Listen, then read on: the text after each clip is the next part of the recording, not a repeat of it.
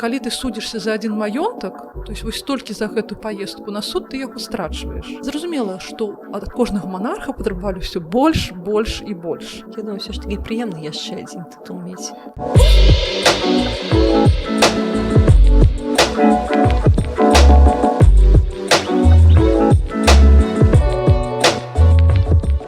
Добрый дзень, шаноўнае гаспадарства, з вами падкаст «Так склалася гістарычна» і я Дзягель Ганна. Я шчыра дзякую вам, слухачы, за праслухоўванне, лайкі, падпіскі, водгукі. Усё гэта дапамагае распаўсюду гістарычных ведаў і нашага падкасту. Але асаблівая падзяка нашым патронам на пляцоўцы Patreon. Патронам нашага падкаста дасяжны некаторыя бонусы, больш ранні доступ да выпускаў, дадатковыя выпускі і некаторыя яшчэ прыемнасці. Кожны з вас можа стаць патронам і падтрымаць нас на камфортную суму, спасылку ў апісанні падкаста. А сёння мы зноў рухаемся па нашай уяўнай ленце часу і пагаворым пра Рэч Паспалітую. У гасцях у нас Скіп'ян Анастасія Анатольевна, кандыдат гістарычных навук, дацэнт. Добрый дзень. Вітаю вас. Анастасія Анатольевна, дзякую вялікі, што знайшлі час прыйсці да нас у госці. Я ведаю, што вы спецыяліст па 16 стагоддзю і па 17 стагоддзю. Раскажыце, калі ласка, што гэта быў за час для нашай зямлі? Справа ў тым, што нельга сказаць, што гэта быў канкрэтны нейкі час, так? Кожныя часы яны мяняюцца дастаткова хутка. 16 стагоддзя нярэдка назавуць часам залатым. Таму што пасля шэрагу доўгатэрміновых войн з Масквой, які пачаліся ў канцы 15 стагоддзя, у 16 наступае такі невялічкі перапынак. Краіна крыху ўздыхнула, аднавіла свае межы, былі праведзены эканамічныя рэформы, палітычныя рэформы. І ў выніку мы можам сказаць, што з'явіліся тыя магчымасці, якія прывялі да стварэння новых помнікаў культуры, культавага дойлідства, пачынаецца развівацца кнігадрукаванне.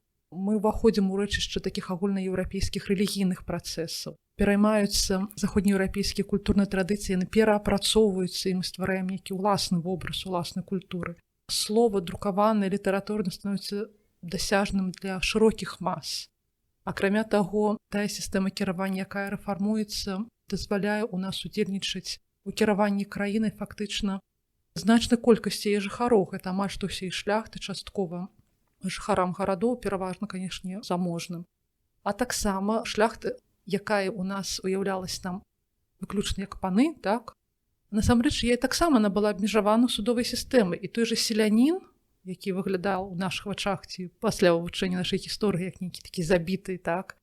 Чалавек, які не мае права голасу, якая фактычна не зведзена да ўзроўня размаўляючай жывёлы, ён меў магчымасці звярнуцца ў суд і паскарцца на свайго пана, і паскарцца на злоўжыванні, мог пазбегнуць нейкага падатковага ціску. Усё залежала ад яго магчымасці, адукаванасці і працы самой судовай сістэмы. І якраз асновы яе функцыянавання дзяржавы, усё тое, чым ганарыўся народ на працягу доўгага часу, тое, што функцыянавала тут да сярэдзіны 19 стагоддзя, нават пасля таго, як дзяржава ўжо перастала існаваць, якраз і было закладзена ў нас у другой палове 16 стагоддзя.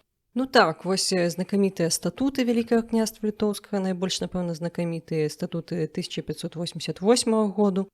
Але, вось так звычайна пішуць, што у прыватнасці статут 88 году ён быў прыняты насуперак Люблінскаму сейму, Люблінскай уніі. Што гэта была за унія? Чым яна выражалася? Чаму вось насуперак нешта ёй трэба было прымаць? Справа ў тым, што Люблінская унія, якая ў нас была падпісана ў 1569 годзе, яна прадугледжвала стварэнне адзінай дзяржавы паміж Вялікім княствам Літоўскім і каронай польскай, Рэчы Паспалітай абодвух народаў. Акрамя таго, трэба адразу нам удакладніць, што мы мелі на ўвазе. Гэта не стварэнне унітарнай дзяржавы, вось як мы казалі зараз. Гэта не стварэнне федэрацыі, гэта быў толькі першы крок да федэрацыі, якая завершыцца ў нас Канстытуцыі 3 мая 1791 года. Гэта было падпісанне міждзяржаўнай дамовы, ці міждзяржаўнай уніі, якая аб'ядноўвала две краіны на чале з адным манархам і адзіным органам кіравання, агульным соймам. Усе астатнія чыннікі, так, усе астатнія атрыбуты ўлады у кожнай краіны заставаліся свае. Яны захоўвалі асобнае войска, асобную адміністрацыйную сістэму, асобную судовую сістэму. Яны захоўвалі свае грошы. яны захоўвалі сваіх ураднікаў, тых асобаў, якія кіравалі краінай. Адзінае, што яны павінны былі ўзгадняць, гэта міжнародныя дамовы, таму што гэта датычылася інтарэса абодвух бакоў. Зразумела, пытанне вайны і міра, таму што аўтаматычна ўцягваліся, опять же, не як саюзныя, а як агульныя ўжо войскі. Таму пазіцыі наконт Люблінскай уніі былі вельмі розныя ў краіне. Як мы памятаем, шлях да збліжэння двух краін, Каралевства Польскага і Вялікае княства Літоўскага, пачаўся дастаткова даўно, яшчэ ў 14 стагоддзі з Крэўскай уніі. Аднак і Крэўская, і все наступныя уніі, якія мы разглядаем далей, гэта былі уніі персанальныя. Гэта значыцца, што проста на чале двух краін стаяў адзін і той жа ж кароль. І калі мы ўзгадаем больш ранейшыя часы, то дзякуючы таму, што егелоны змаглі прасунуць кандыдатуры прадстаўнікоў сваёй дынастыі на трон у Венгрыі, у Чэхіі, мы фактычна кажам пра існаванне агульнай прасторы, імперыум егелонаў. Як нам падавалася, і павінна было быць нейкая агульная, можа, палітычная, культурная прастора. Насамрэч такога не адбылося. Такога не адбылося, таму што ва ўсіх славянскіх краінах Цэнтральнай Еўропы існаваў дастаткова моцны палітычны рэжым ці лад, які значна абмяжоўваў уладу монарха. І якраз больш за ўсё магчымасці вялікі князь меў на тэрыторыі Вялікага княства Літоўскага, тады як, напрыклад, у Польшчы, Чэхіі і Венгрыі яны ўжо былі моцна абмежаваны соймамі ці выбарнымі шляхецкімі органамі ўлады. Якраз 16 стагоддзе стала для нас абмежаваннем правоў самого вялікага князя, а таксама яго набліжаных ці вялікакняжацкай рады, паноў рады, якія фактычна самаўладна тут кіравалі.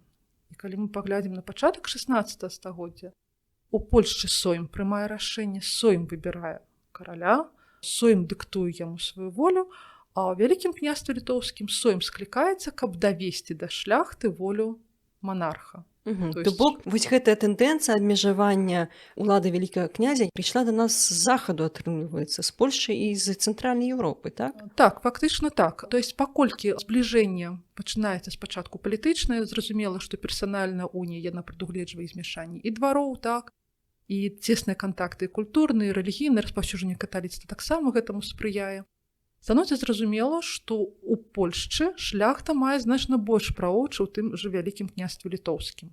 Паколькі тут галоўную ролю доўгі час адыгрываюць князі і паны, то есть гэта катэгорыі землеўласнікам, якія ўваходзяць якраз вялікакняжацкую раду, менавіта яны прымаюць большасць рашэнняў. Яны ажыццяўляюць уладныя функцыі. Паколькі монарх адзін, ён не можа прысутнічаць на ўсёй тэрыторыі адразу. Ён часцей прыбывае на тэрыторыі Польшчы. У Кракаве ён праводзіць актыўную знешнюю палітыку на захадзе. Ад гэтага вельмі церпіць Вялікае княства Літоўскае. Яно страчвае свае ўсходнія землі. Гэта правакуе канфлікты з маскоўскай дзяржавай. Зразумела, што хтосьці быў павінен браць на сябе вырашэнне паўсядзённых пытанняў. Кароль мог адсутнічаць па 7-8 год у краіне. Гэта значыць ажыццяўленне суда, прыняцце нейкіх рашэнняў, падпісанне нейкіх дакументаў. Гэта ўсё было вельмі цяжка. І бралі на сябе гэтую цяжкую якраз панская рада. Зразумела, шляхта была незадаволена. Яе правы не пашыраліся. Яны бачылі, што ў Польшчы правы былі значна шырэй. І зразумела, што яны выступаюць за падпісанне больш цеснай уніі, за атрыманне такіх самых правоў, якія мела шляхта ў Польшчы, для таго, каб падвысіць у тым ліку і палітычнай магчымасць уплываць на сітуацыю. Таму што нават калі яны і атрымлівалі зямлю за службу, яны часцей за ўсё атрымлівалі не ў караля. Кароль для таго, каб забяспечыць сваю ўладу, раздае вялізныя земельныя ўладанні вось якраз панам ці сваім службоўцам. Раздае ў прыватную ўласнасць. Гэта значыць, ён не можа адабраць. І шляхта ўжо служачы гэтым панам, князям і так далей, атрымлівае землю ад іх. А яны, у адрозненне ад караля, на вечнасць не даюць. Яны даюць толькі на умовах службы. І ў любы момант шляхціч можа, гэта ці землянін, як ён тады завецца, ён гэтую землю можа страціць. Страчвае землю ён, страчвае землю сям'я. Зразумела, іх такая сітуацыя не задавальняла. І таму вось гэтае патрабаванне ўраўнення менавіта шляхты ў правах з польскай, блізкага заключэння палітычнага саюза з Польшчай, яны вельмі моцна сталі раздавацца ў сярэдзіне 16 стагоддзя на тэрыторыі Вялікага княства Літоўскага. То бок, першай прычынай уніі можна назваць менавіта вось барацьбу шляхты за пашырэнне сваіх правоў, каб тут з аднаго боку жаданне палепшыць свой стан матэрыяльны, з другога боку не тое, каб прага ўлады, а прага таго, каб нармальна функцыянавала дзяржава. Таму што атрымліваецца, што нягледзячы на то, што ў вялікага князя было больш правоў, чым у яго ж, як польскага караля, ён тут асабліва не знаходзіўся. ён не карыстаўся, як атрымліваецца, гэтымі правамі, не вырашаў бягучыя пытанні. Бягучае пытанне не. Ну, канешне, ўсё роўна рэтэш зямлі, суд, без яго не абыходзілася. Гэта проста для гэтага было трэба ехаць у Кракаў. Але, напрыклад, калі шляхціч хацеў бы шукаць справядлівасці і хацеў паехаць у Кракаў, то яму б гэты суд каштаваў сярэдняга маёнтка. Даехаць, пачакаць, падаць прашэнне, дачакацца суда, разгляду і вярнуцца. Ну, такая сабе гісторыя. Так, і калі ты судзішся за адзін маёнтак, то есть вось толькі за гэтую паездку на суд ты яго страчваеш. Таму яны вымушаны былі шукаць апекі ўжо ў нейкіх сваіх патронаў на месцы. І зразумела, гэта іх не вельмі задавальняла. І нягледзячы на тое, што правы вялікага князя ў нас ўжо з 15 стагоддзя былі абмежаваны пакта канвенты, то есть гэта як бы фактычна перадвыбарнае абяцанне, як бы мы сказалі. Гэта спісак патрабаванняў, які выстаўляўся патэнцыйнаму монарху, што ён мае права рабіць, а што яму забаронена рабіць. І калі ён пагаджаўся на тыя умовы, якія выстаўляліся панамі, у Польшчы гэта выбарным соймам, вось ён падпісваў, і значыць, ён быў павінен кіравацца ў правядзенні сваёй палітыкі менавіта вось гэтымі умовамі. Зразумела, што ад кожнага монарха патрабавалі ўсё больш, больш і больш. І тут цалкам залежала ад пазіцыі, наколькі моцная была пазіцыя кандыдата. То есть, калі моцная дзяржава, яна знаходзіцца ў спакоі, так? Ёй не пагражае знешні вораг, ёсць рычагі ўлады. Кароль ці прэтэндэнт на великакняжскі трон можа штосьці адсунуць нейкія патрабаванні, і калі ён законны прадстаўнік, значыцца, гэта працэс падпісання праходзіў хутчэй. Ці ведаючы вось гэтыя праблемы, напрыклад, Жыгімонт стары зрабіў вельмі хітра, ён здабіўся ад сойму, ну, ужо праз вялікія намаганні, што яго спадчыннік і адзін сын Жыгімонт Аўгуст быў каранаваны пры яго жыцці яшчэ за 20 год фактычна да гэтага. І пакуль ён дарастаў, ён пераймаў прынцыпе кіравання, вопыт, і ўжо 44 года самастойна кіраваў вялікім княствам літоўскім, калі бацька ўжо быў не ў стане, праз 4 гады стаў самастойным монархам пасля смерці бацькі. Такім чынам ён пазбег выбарнасці і падпісання пактаў канвенту. Для вялікага княства літоўскага ў Польшчы ён всю гэтую працэдуру праходзіў на ўжо самага пачатку. І якраз вяршыні як бы гэтых пактаў канвентаў, так, які падсумаваў усе гэтыя абмежаванні, якія складаліся на караля, гэта стане першая вольная элекцыя пасля згасання дынастыі Егелонаў,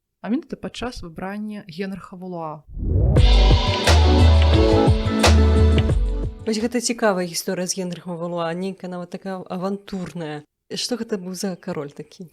Справа ў тым, што якраз Жыгімонт Аўгуст, апошні мужчынскі прадстаўнік дынастыі Егелонаў, нягледзячы на ўсе свае 3 шлюбы, аказалася, што ён спадчынка не пазаставіў. Краіна аказалася ў нас у вельмі цяжкім стане. Ішла доўгатэрміновая ўжо вайна з маскоўскай дзяржавай, так званая Лівонская вайна, так, в выніку якой Вялікае княства літоўскае страціла да трэці сваёй тэрыторыі, гэта ўся ўсходняя Беларусь фактычна, часткова землі, якія ў нас выходзілі да Прыбалтыкі. Менавіта вынікам гэтай Лівонскай вайны, вось гэтых прагненняў шляхты і так далей якраз і стала падпісанне Люблінскай уніі. І тут кароль памірае. Рэформы не завершаны. Вялікае княства літоўскае унію падпісвае пад прымусам. Яны супраціўляліся на працягу паўгадоў. Дэлегацыя была вельмі супраць, нягледзячы на тое, што там усоўваліся нейкія сябры, нейкія дадаваліся, ўсё роўна. Яны выступаюць за захаванне незалежнасці. Падпісваць яны пад пагрозай вайны на 2 бакі, то есть у іх забіраюць вялікую частку украінскіх зямель, так званая рускай Валынь, Падолле, Кіеўшчына. Зразумела, што задавальнення ў краіне ўсім гэтым не было. Тым больш, што і шляхта ўжо была заспакоена. Магнатэры і паны, бачачы іх вось гэтае прагненне да ўроўнення паноў, яно пайшло на правядзенне палітычных рэформ. У краіне была праведзена судовая рэформа, ваенная рэформа, адміністрацыйная. То есть все гэтыя балючыя пытанні, яны былі зняты. Шляхта як бы атрымала доступ да палітычных пазіцый, да такіх кропак, калі яна магла ўплываць на прыняцце рашэнняў. І канец 16-17 паказала, што гэта была вельмі дзейсная такая сістэма. То есть краіна была падзелена на шэраг воеводстваў. Самі воеводствы былі падзелены на паветы, то есть створана сістэма. Раней гэта былі намесніцтвы, княствы, староствы, то есть можна было заблытацца, хто каму чым падпарадкоўваецца. Зараз все стройна, ясна, падпарадкаванне. Уся шляхта, якая пражывала на тэрыторыі павета. Фактычна мы можам да сучаснага раёна гэта прыраўняць, так? А яна з'язджалася на такія павятовыя соймікі. Гэта фактычна з'езды былі шляхецкія. дзе яны разглядалі павестку дня, якая была разглядалась потым на вальным сойме. Гэта пытанні, якія на той момант хвалявалі дзяржаву.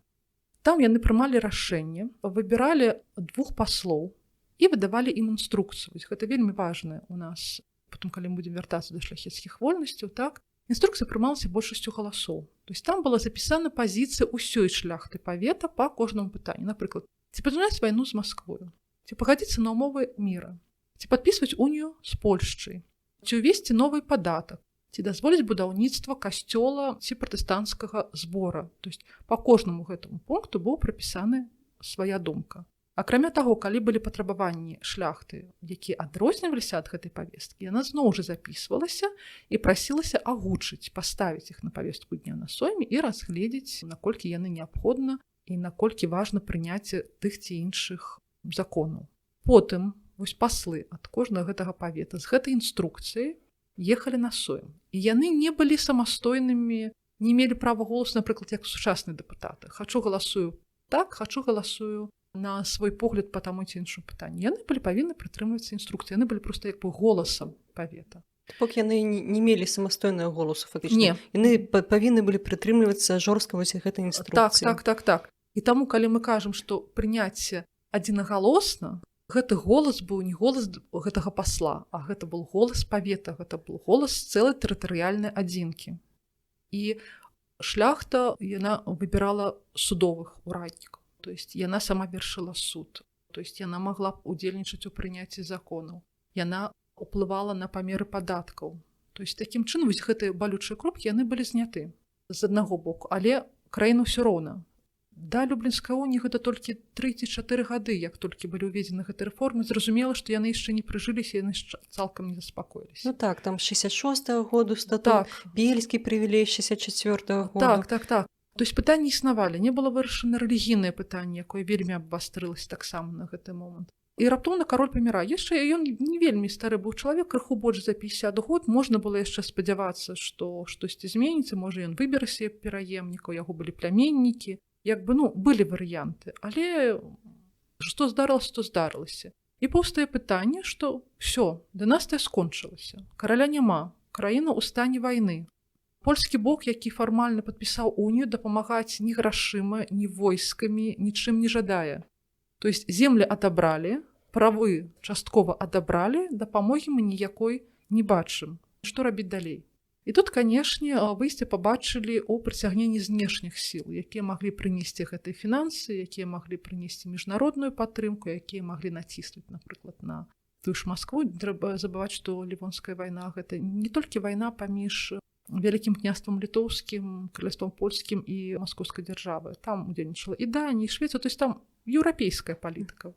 І на гэты момант якраз у якасці кандыдатуры была выбрана Францыя як адна з найбольш магутных краін, і лічылася, што яна можа аказаць падтрымку ў тым ліку і праз каталіцкую царкву. І вось быў выбраны брат французскага караля Генрых Валуа, якому была зроблена прапанова стаць першым выбарным каралём. Фактычна потым тое самае паспрабуюць правярнуць у Расіі, калі выберуць Анну Іанаўну, запрасіўшы яе, і зноў жа прапанаваўшы падпісаць пункты ці умовы выбара, якія яна была абавязана, ці ён быў абавязаны якраз выконваць. Самае цікавае не ў тым, чаму была прапанавана гэта кандыдатура. Гэта было зроблена ў супрацьвагу Габсбургам. Справа ў тым, што гэта еўрапейская дынастыя, якая адыграла значную ролю ў еўрапейскай гісторыі. Аднак прыклад суседзяў паказаў, што да Габсбургу звяртацца небяспечна. Яны былі бліжэйшыя, з імі былі, канешне, вельмі цесныя сувязі. Гэта былі аўстрыйскія эрцгерцагі. Вельмі часта з прадстаўнікоў гэтай дынастыі выбіраліся імператары свяшчэннай рымскай імперыі.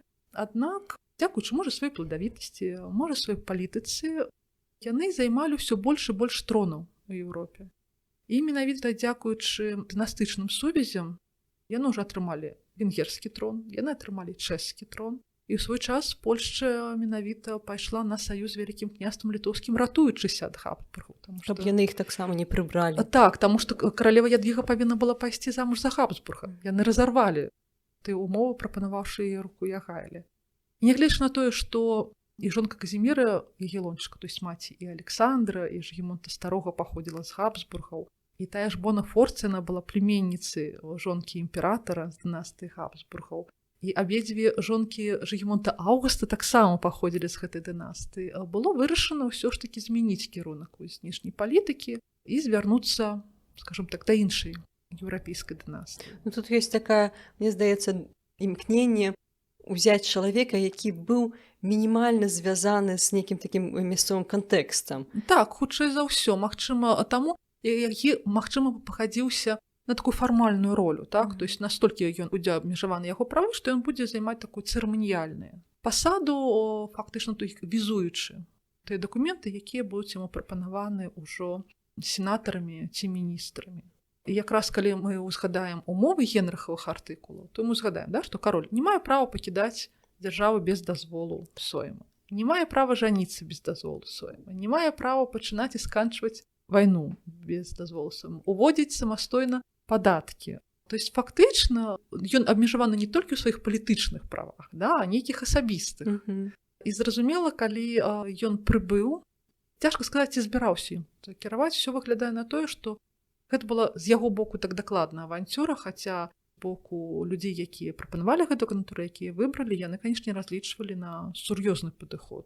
Нават больш скажу, яны больш за год яго чакалі, калі ён збег, што ён ўсё ж такі вернецца, што гэта была нейкая такая імпульсная нейкая уцечка, што ён прыедзе і пачне выконваць свае функцыі. Таму у нас другой без каралёве дастаткова так зацягнулася амаль што на 2 гады. Трэба памятаць, што ён жа не проста збег, ён жа пабег за французскай каронай. І зразумела, што ўласная карона яму была бліжэй, чым карона краіны, мовы, традыцыі, звычаі, якіх ён не ведаў. Ну так, калі выбіраць паміж каронай у роднай Францыі і недзесь там у каралеўстве польскім, то ў Рэчы Паспалітай, то родная Францыя цікавей, канешне. Але я, наколькі ведаю, ён яшчэ доўга называў сябе каралём Польшчы. Ну, таму што яго ж не дэтранізавалі. Насамрэч, у яго ж тытул ніхто не адабраў. Фармальна так. Таксама, як ніхто не адбіраў пасля тытула цара маскоўскага Уладзіслава IV. Ён быў каранаваны, то есть ён быў прызнаны, выбраны маскоўскім царом, і ён ім заставаўся. Таксама, як нягледзячы на дэтранізацыю Жыгімонта III, ён у Швецыі ўсё роўна называў сябе шведскім каралём, і яго сыны называлі сябе шведскімі каралямі, хаця, канешне, там уже і не бывалі, і ніколі ўладу не ўзялі ў свае рукі. Я думаю, ўсё ж такі прыемна яшчэ адзін тытул мець. Ну, чаму б не? Так. Чаму б не? Добра. Цікавая, канешне, гісторыя з Генрыхам Валуа. Ну, яны вось год чакалі яго, і, не дачакаўшыся, што вырашылі? Ну, зноў жа, все тыя праблемы, якія ў нас паўсталі, якія прывялі да Люблінскай уніі, якія прывялі да выбара Генрыха Валуа, яны нікуды не падзеліся. То бок гэта працягвае стагнацыя нейкая такая? Не, краіна па-ранейшаму знаходзіцца ў стане вайны. Ратуе толькі тое, што лінія фронта неяк усталявалася, ў Расіі свае праблемы, на гэтай тэрыторыі свае праблемы. Вялікае княства Літоўскае аказалася больш падрыхтавана да гэта, таму што традыцыйна манархія падоўгу тут адсутнічаюць. Улада знаходзілася ў іх у руках, акрамя таго, ужо паўнамоцтвы сойма былі прапісаны дастаткова добра. І тыя рашэнні, якія прымаюцца, яны дзейнічаюць да моманту склікання новага. Прытым, што ўсе рашэнні, якія прымаюцца на сойме, яны запісваюцца асобны дакумент, які завецца Канстытуцыя, для таго, каб мы не блыталі, што гэта такое.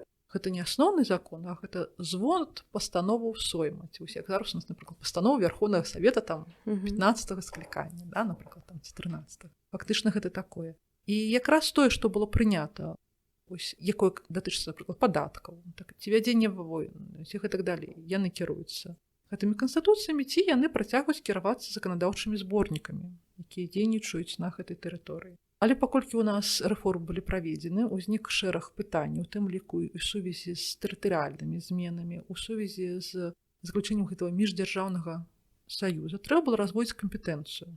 Таму што умовы уніі, яны як бы перакрэсвалі шэраг артыкулаў статута 1566 года, і там пачынаецца распрацоўка наступнай рэдакцыі, якая павінна была б лічыць все гэтыя моманты, але ў выніку яна прывяла да адваротных працэсаў, то есть паколькі ўсё ж такі палітычныя эліты Вялікае княства Літоўскага першапачаткова былі супраць Люблінскай уніі, яны скарысталіся вось гэтым хісткім момантам, яны пачынаюць уносіць тыя змены, якія фактычна ў нас перакрэсліваюць умовы Люблінскай уніі, і калі б сітуацыя развівалася далей у спрыяльным накірунку, магчыма, пра Люблінскую унію бы згадвалі таксама вельмі так цьмяна ці ў невялікім кантэксце, Таму што яе ўмовы не настолькі значна адрозніваліся па шэрагу момантаў ад усіх папярэдніх. Яны проста паўтараліся дакумент у дакумент. Адзінае, што ніколі не было яшчэ прадугледжана стварэнне адзінага цела.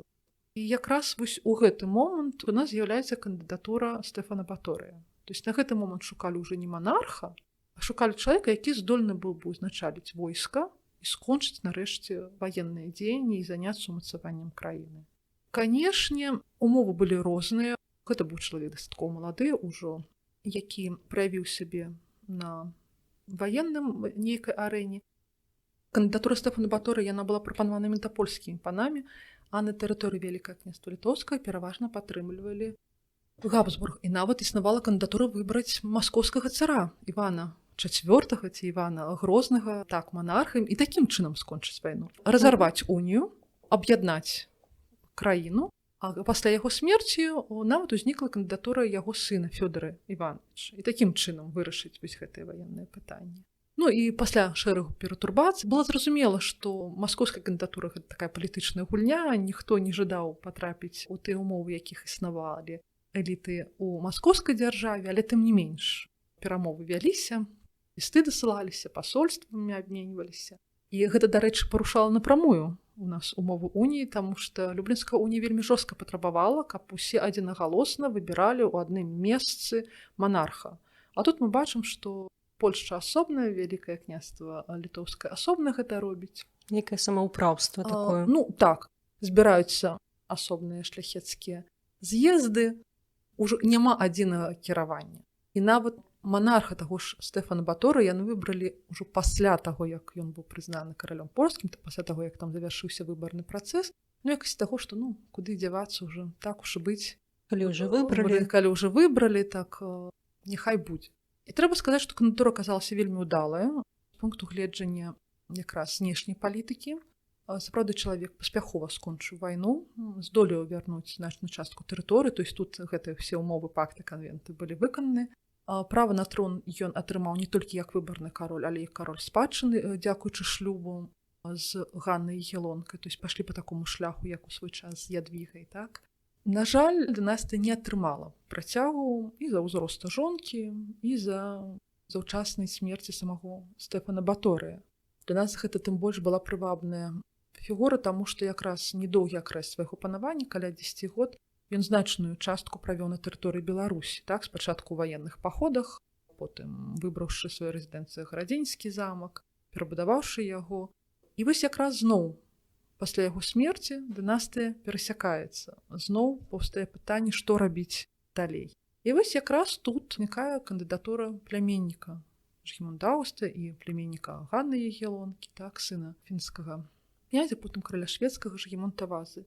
І вось якраз адной з умовай фактычна яго выбрання стала згода на падпісанне новай рэдакцыі статута, які фактычна абвяргаў у нас умовы Люблінскай уніі. Код, пад якім мы ведаем статут, гэта момант падпісання. Як правіла, вельмі часта гэтыя дакументы, гэтыя заканадаўчыя зборнікі, ці асноўныя дакументы, яны чакалі дзесяцігоддзямі. Напрыклад, знакаміты статут самы першы 1529 года быў створаны ў 1522 ужо пакладзены на сойм, але кароль ніяк не мог даехаць яго падпісаць. То і самае, і статут 1588 года быў распрацаваны, верыфікаваны камісіяй значна раней. Але ось падпісанне дайшло толькі ў 88 годзе. І тут якраз цікава для нас асоба Льва Сапегі, таму што ён вельмі часта у нас паўсюль фігуруе як стваральнік статута, гэта не зусім як бы правільна, таму што адзін чалавек не займаўся такой справай. Існавала цэлая камісія, якая узгадняла пытанні, разглядала прэцэдэнты судовыя, здымала спрэчных і так далей. І камісію гэту узначалі ў канцлер, то есть кіраўнік канцелярыі знешняй унутранай палітыкі Вялікае княства Літоўскае на той момант Астафій Валовіч. Пад яго началам камісію, якой уваходзілі прафесійныя юрысты, меўшы заходнееўрапейскую адукацыю тым лік, яны распрацоўвалі. Але пасля смерці Валовіча якраз наступным канцлерам стаў Сапега, пры якім і быў падпісаны, падчас канцлерства якога і быў падпісаны прывілей на прызнанне гэтага статута, і які атрымаў прывілей на яго друк. І вось якраз яго заслуга, што ён, дагэтуль былі гэта рукапісныя зборнікі, што ён надрукаваў гэты статут, і гэта стала настольнай кнігай, так, для кожнага суда, для кожнага органа улады, то есть яна перадавалася неаднаразова, які дазваляў у нас азнаёміцца і добра арыентавацца ў прававой сферы шырокім колам. Дзякуй вялікі. Ну, напэўна, на гэтым мы нашу размову на сёння скончым. Такім чынам мы акрэслілі перадумовы Люблінскай уніі, яе умовы і невялікім чынам акрэсліваць гэты рух, так бы мовіць, супраць Любліна. Наступным разам мы пагаворым пра прычыны крызісу Рэчы Паспалітай, як так атрымалася, чаму такая сістэма органаў кіравання, якая была адлюстравана ў статуце 88 году, чамусьці перастала працаваць. А на сёння дзякуй вялікі, Анастасія, за размову. А я нагадаю, што у нас выходзіць падкасты на ўсіх пляцоўках для падкастаў. Калі ласка, калі вы слухаеце на Apple падкастах, то ставце там зорачкі, пішыце водгукі. Калі вы слухаеце на Яндекс падкастах, калі ласка, ставце сардэчка. Калі ў нейкім іншым месцы слухаеце, ставце зорачкі, сардэчкі і пішыце каментарыі. Падпісвайцеся на нашы соцсеткі, каб не губляць сувязь і ведаць усе навіны, якія ў нас адбываюцца. Яшчэ раз шчыры дзякуй нашым патронам на Патрыоне і да новых сустрэч.